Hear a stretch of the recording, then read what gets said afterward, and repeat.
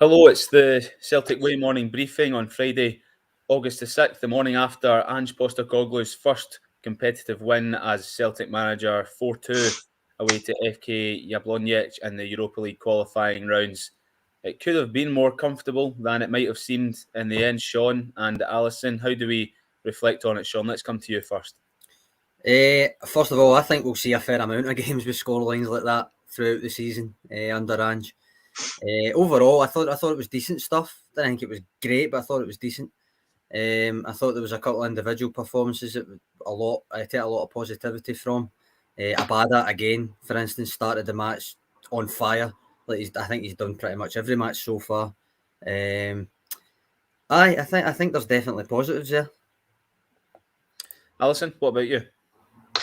Yeah, I think you saw both sides of Celtic last night. I think you saw the attacking impetus that the manager wants to play with. I think they created a lot of chances. I think they should have scored more than 4 goals. I think they were far superior on the night. I think they could have come away with more goals. But what you also saw, the flip side of that, was that you also saw the defensive frailties and unease that's still there.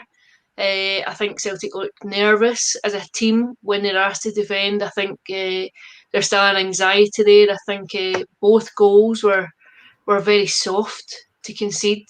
So I think you look at it, and on the balance of what you've seen and the evidence of last night, I think you're seeing there's still a lot of work to be done defensively, and you can see where they're trying to go in terms of this attacking play and the impetus and the two fullbacks getting forward all the time. Celtic's first win away from home since February, Sean, which is quite frightening, really, considering the level of the club and the league that they play in. But I think it's important to contextualise that Jablonec finished third behind the two Prague teams that have both given Celtic and Rangers a bit of a doing in recent history. So these guys aren't exactly a junior team, you know. Jablonec are a fair outfit, and Celtic went to their own patch. Yes, they gave away a couple of cheap goals, but they were the better team and scored 4. So surely, yes, there are more positives. I think so. I mean, I don't think that Jablonec were great, and the 2 goals that Celtic did concede, again, was probably their own doing rather than the quality of the Jablonec players. I think it's possibly been overly critical to say they should have scored more. I mean, they did score 4. They had a couple of other chances, but you can't really complain too much scoring 4. I think it's more the other side again that's the kind of negatives from the night. What is it about the defence that concerns you, apart from the leaking of goals? Apart from that, to be honest, I mean, if we're going to take it from goal by goal, I actually thought, we'll probably come on to Joe Hart's debut, I actually thought Joe Hart could have done better for the first goal more than the second goal. Everybody seems to be commenting on maybe the second goal. I actually thought, whether he was able to prevent it or not, I still thought he should have done better for the first goal. But in terms of the first goal, there's several players could have done better there. I mean, from what I remember, it starts from Joe Hart hoofing the ball rather than playing it out. Maybe he didn't have an option, fair enough. Turnbull then loses a 50-50. There's no defender anywhere near the Jablonec player that picks it up in the middle. He has plenty of time to just lob it over the defence. I think we all saw near beat on ball watching again. And then the PLRs get time to let the ball bounce twice. Joe Hart at no point even comes into the replay screen to make himself big. So I thought there was several things wrong with that goal defensively. And I think it's symptomatic of what's been going on the last few weeks and probably beyond that. So do you think part of the reason for that, not to pin an excess amount of blame on him, but is it maybe because Nir Beaton's still playing as a centre-half, Alison, rather than a recognised and one that should be playing there by trade? I don't think you'll see Nir Beaton anywhere near there if, and that's a big if, Ange Postecoglou gets the targets that he wishes to come in and reinforce that backline. I think I know he's deputised there. He's been versatile enough to go back there, but I don't think anyone who observes it would see it as a natural position for him. I think the defence look very pedestrian at the minute. I think they look uneasy. I think they look frail. I don't think there's any any real level of assurance or confidence there yet. I think Carl Starfelt still looks as though he needs time to get up to speed. Same with Joe Hart. I think he himself last night, I think he tweeted or used Instagram, one of his social media platforms, just to say, give me a bit of time to the rustiness eases off and you'll see a bit more of what I've got. I think you do have to remember that these guys have just been parachuted straight in while they're barely on nodding terms with their new colleagues. I think you need to be patient and give them time just to acclimatise. But yeah, I think there's still a body of work to be done there. Let me throw this your way, Alison, about Bitton, because yes, I think he is a bit fragile in centre half, but he came forward well to assist Furuhashi for the second goal. Welsh wouldn't come out of defence and offer that, would he?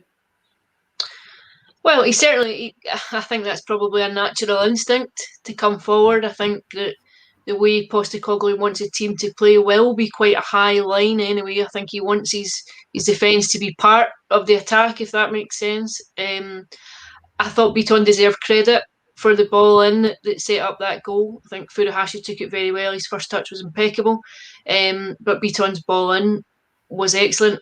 I think he's more comfortable in that kind of role. I think he's more inclined to play that way, and he has a more natural instinct for that than he does for being a central defender.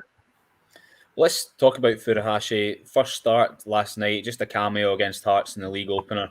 Sean, there's no better way really than to start life at your new club as a striker, especially than by scoring a goal, and a very good one at that. What did you make of his overall performance? I definitely thought he took the goal well. I actually thought he was going to go with the left foot to dink it, and then suddenly it was already over the keeper. I thought he took the goal well. I thought generally his movement was really good up front. He never get great service to take advantage of it, mind you. But the more that he plays, and the more other players will learn to look for those runs and trust that he'll make them. I think so. I think definitely a good platform there. Were you surprised to see him through the middle rather than wide? No, I didn't think he would start. Obviously, Alison called that. So did Tony in the predicted lineups. I didn't think he would start. I thought if he did, then it probably would be through the middle. When we saw the lineups, as much as UEFA had implied that he was going to be off the wing and it was going to be Forrest through the middle, I think we all kind of surmised it would actually be the other way around, and it proved to be that right enough. He's not unfamiliar with that position, Alison. He has played through the middle recently for the Marinos over in Japan.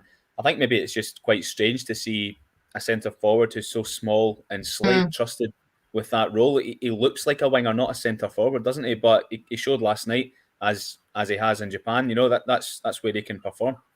I thought he played well last night. I thought he added something different. I'm not sure that there'll be a long-term future for them there at Celtic. It might be that he plays that he maybe plays behind an out-and-out striker, or he's pushed wide. But I think Celtic will still look to bring in at least one other striker, and I say at least because I think if Odsonne-Edouard does go, I think there would be an argument for potential for two more coming in. I think he'll give the manager an option. I think you saw he was fairly competent there last night. I thought his movement was good, his touch was good, and again, you would expect to see more of that as he settles into a new culture and into a new team.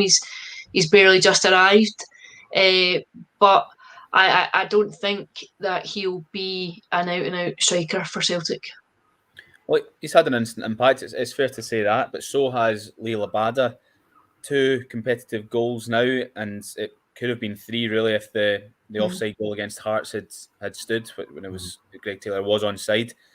He's really making a name for himself, Sean, and that's 3. Well, both his goals have been with his left foot, which is quite strange considering when he came over we heard that he was quite one-dimensional on his right.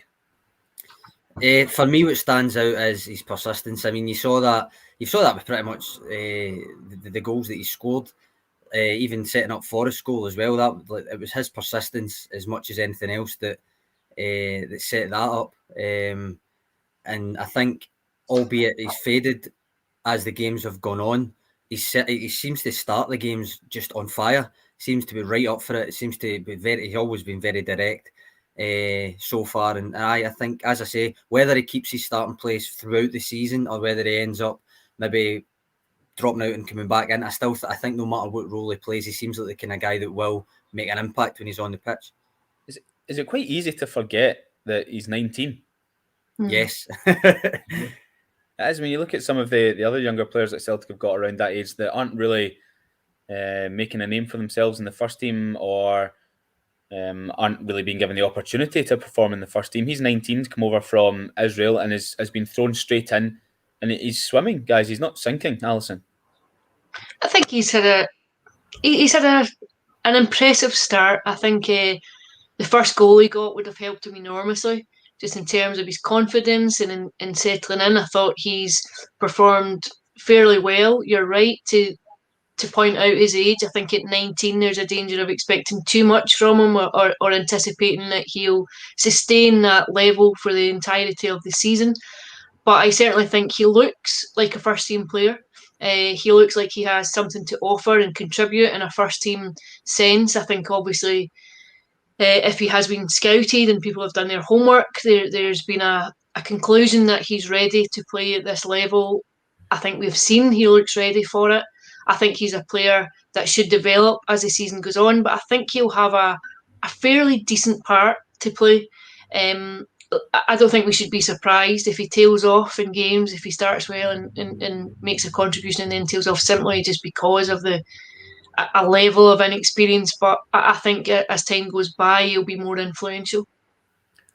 Sean, let me put this to you, because if Celtic sell Odsonne-Édouard as expected, okay, that leaves Abada, Furuhashi, Ajeti, Griffiths, and Forrest as well, probably even Mikey Johnson. Now that is 6 attackers who are all very small. Okay, now does that? I know that football's about more than physical presence and height and strength, but would that concern you that there's nobody really of significant stature up there as an option?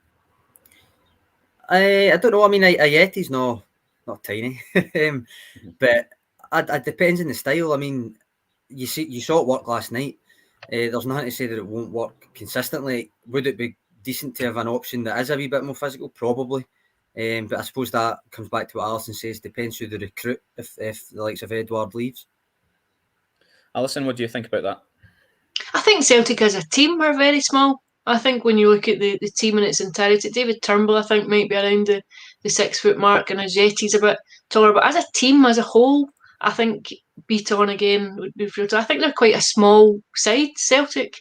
So I think it depends on how you want to play. I think how the manager sees them playing. I think when you've got a bit of height in the team, you maybe have more options.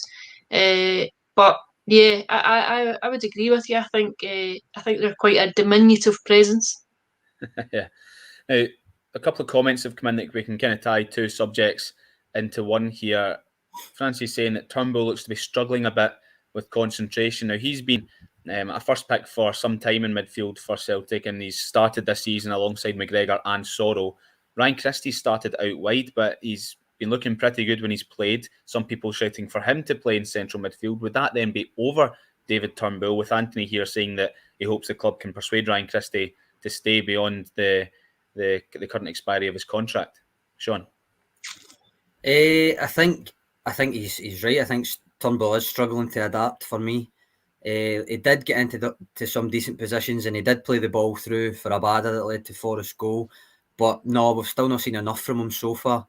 I mean, I said in my predictive lineup, I think that Postecoglou has given him the chance to adapt his game on the pitch. But when you've got Christie now dropping out the team altogether, it's maybe harder to justify sticking with that just now. Alison, I know that he's free to talk to other clubs, but things haven't really accelerated perhaps at the rate that people would have expected. Is there a chance here that Christie could just see out his contract and that'll be it? I think there's always that danger. I think it's still early. I think you've almost got a full month left of the window, so I would just hang fire on judgment there. But what I would say is, I think Ryan Christie is probably a player who fits in entirely with how Ange Postecoglou wants to set his team up. I just wonder if maybe he's identified Christie as a player he'd like to keep, as a player that fits in with the system he wants to play, and whether or not there's potential dialogue about that, and that then might come down to the player himself about whether or not he wants to remain, or whether, as I think has been spoken of before. I think maybe he wants to go and try and play in a higher league and at a higher level, and I think that might just come down to individual choice. But in terms of the players that are in the squad just now and the style of football that Postecoglou wishes to play, I think Christie would fit into that system almost perfectly. And central midfield? I'm not sure as a central midfielder. I think he's best served slightly further up. And I think you also have an abundance of players already there. But I think the fact that he's not been starting in recent games just might give you an indication of what's going on and what he maybe sees as his own long-term future. Okay, well, let's quickly talk about Joe Hart. We can recognise that he's not played so much football recently, just the kind of the knockout games for Spurs last season. Sean, you are feeling that he was perhaps a bit suspect for goal number 1. The consensus seemed to be that he should have got a hand to goal number 2. Where's the compromise here? I thought, well, I've already been over the first goal, but I think the second goal, he was out. He maybe could have been more decisive after he had came out. It was a really good chip, and first and foremost, the Celtic defence made it far too easy for them to get in through their inside left channel again. I thought, I mean, you don't want to be too critical. I mean, Alison's right. He's been thrown in, barely knows his teammates, and there is that caveat. I gave it to Starfield last week against Hearts as well, gave them the benefit of the doubt with that. That said, if it was Barkas or Bain, I would certainly be pointing these things out, so it seems only fair. But that aside, sorry, I thought it was largely okay, and there's definitely a platform to improve from. It seemed like it was quite hard to tell from the replay, Alison, but it seemed like the chip might have taken a wee deflection as well that altered the way that Hart. Yeah, funny. I actually thought that at the time that there might have been a deflection. Yeah, there's a bit of ambiguity about it. When I watched it again, I wasn't convinced, but my initial impression was that that's what had happened, just because of the sort of trajectory of the ball. But I think it's early days. I think his positioning and everything else will get better with game times. I think we all know what he brings. He brings experience to the side. I think he is a top class goalkeeper. I think it's been a while since we've seen him maybe perform to his best and at his best. So I think you maybe just need to afford him a couple of games to get up to speed. And I also think what will help him enormously is if there's a settled back line in front of him going forward with this kind of same personnel week in, week out, where you have the opportunity to establish partnerships and relationships. What's a fair way to summarise it then, Sean? Would you agree that maybe Hart was solid if unspectacular? I don't know if I'd say solid. I'd say it was decent. I definitely think that there's obviously time will help him. And Alison is correct again that if there's people in front of him that he's going to be able to develop relationships with, that will only help. And that didn't help the keepers last season, the fact that the back line was chopping and changing. But there's definitely a platform there to improve from.